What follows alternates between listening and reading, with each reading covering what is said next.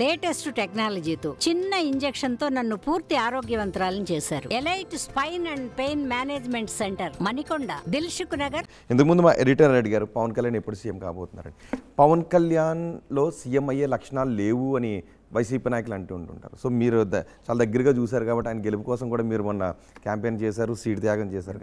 Pawan Kalyan CM అయ్యే లక్షణాలు, అవకాశాలు ఉన్నాయంటారా? ఇప్పుడు వాళ్ళు ఏమనుకుంటున్నారంటే లేవు అంటున్నారు.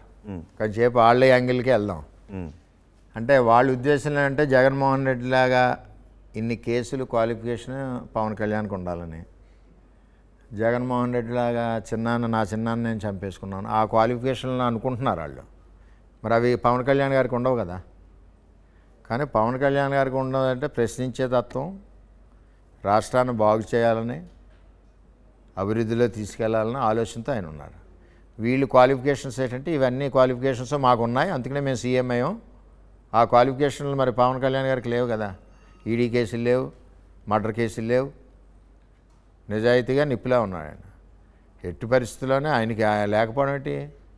జగన్మోహన్ రెడ్డి ఏమైనా ముందు ఏమైనా సీఎం చేసాడంటే 6 నెలలు చేసాడా, మంత్రి చేసాడా, ఎమ్మెల్యే చేసాడా? అవి కరెక్ట్ కాదు. 10 ఏళ్ళ నుంచి ఆయన పోరాడుతూ ఉన్నాడు. ప్రజల యొక్క అభిప్రాయాలు తెలుసు, ప్రజల కష్టాలు తెలుసు, ఫీల్డ్లో ఉన్నారు, వదిలేదు కదా 10 ఏళ్ళ నుంచి. అవకాశం ఇస్తారు ప్రజలు ఏదో టైంలో, ఎందుకెవరు ఇప్పుడు ఫీల్డ్లో ఉంటేనే కదా. నేను కరెక్ట్గా ఎన్నాళ్ళు నేను 2007 నుంచి 2004 నుంచి ఉన్నాను, 14 ఇచ్చారు అవకాశం. కొంత సమయం అబ్జర్వ్ చేస్తారు ప్రజలందరూ కూడా. కానీ ఏపీ రాజకీయాల్లో సీట్ షేరింగ్ గురించి, కూటమిలో సీట్ షేరింగ్ గురించి ఒక చర్చ జరుగుతుంది. అదే సమయంలో పిఠాపురంలో పవన్ కళ్యాణ్ గెలుపు చుట్టూ కూడా కొంత చర్చ జరుగుతుంది. 2 క్వశ్చన్స్ నేను అడగాలనుకుంటున్నాను. ఒకవేళ కూటమిలో పవన్ కళ్యాణ్, బీజేపీ వీళ్ళ సపోర్ట్తోనే ప్రభుత్వం ఏర్పడాల్సిన పరిస్థితి వస్తే సీట్ షేరింగ్ ఉండే అవకాశం ఉంటుంది అని ఒక చర్చ జరుగుతుంది. అలాంటి పరిస్థితులు ఉంటాయా? షేరింగ్ అంటే అర్థం సీఎం సీట్ షేరింగ్ అవి ఉండొచ్చు. పెద్దవాళ్ళు నిర్ణయాలు అయ్యే అంత ఆలోచన మనకు లేదు. అలాంటి పరిస్థితులు ఉంటాయా? అవి ఉండొచ్చేమో, అది వాళ్ళు నిర్ణయించుకుంటారు. ఎవరైతే అలయన్స్ ఉన్నారో వాళ్ళు నిర్ణయించుకుంటారు. కానీ మనకి అంత ఆ సీటు వరకు ఆలోచించే అంత విజ్ఞానం లేదు.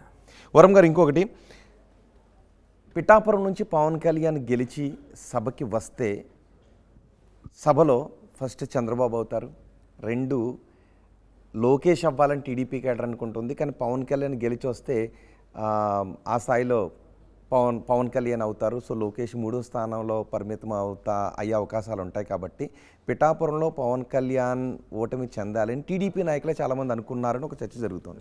అది తప్పండి. చంద్రబాబు నాయుడు గారు ప్రతి 2 రోజులకి అసలు ఎలా ఉంది ఎలక్షన్ గట్టిగా పనిచేయాలని నన్ను మానిటర్ చేస్తుంటే అది తప్పది. అంటే వైసీపీ గెలవాలి ఆయన గెలవాలనే అసలు ఆయనకంటే పట్టుదలగా చంద్రబాబు నాయుడు గారు మేము ఉన్నాం. వర్మ గారు, పవన్ కళ్యాణ్ మీద పదే వైసీపీ నేతలు ప్యాకేజ్ స్టార్ అనేటువంటి ముద్ర వేశారు. నిజంగా మీరు ఆయన దగ్గర నుండి చూసారు, ఆయన ఏమైనా ప్యాకేజీ తీసుకొని వచ్చాడు పిఠాపురం?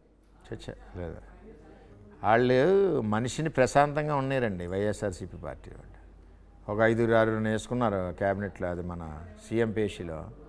వాళ్ళు ఇలా మాట్లాడితేనే జగన్మోహన్ రెడ్డి వాళ్ళని కంటిన్యూ చేస్తాడు. అంచేత అటువంటి క్యారెక్టర్ ఆయన దగ్గర లేదు. అది ఇంకా పిచ్చి ప్రేలాపనలో వాళ్ళు మాట్లాడతారు తప్ప అవి పట్టించుకోవాల్సిన పని లేదు. మరిన్ని వీడియోస్ కోసం ఛానల్ సబ్స్క్రైబ్ చేయండి, లేటెస్ట్ అప్డేట్స్ కోసం వాట్సాప్ ఛానల్ ఫాలో చేయండి, అండ్ లింక్ డిస్క్రిప్షన్లో ఉంది.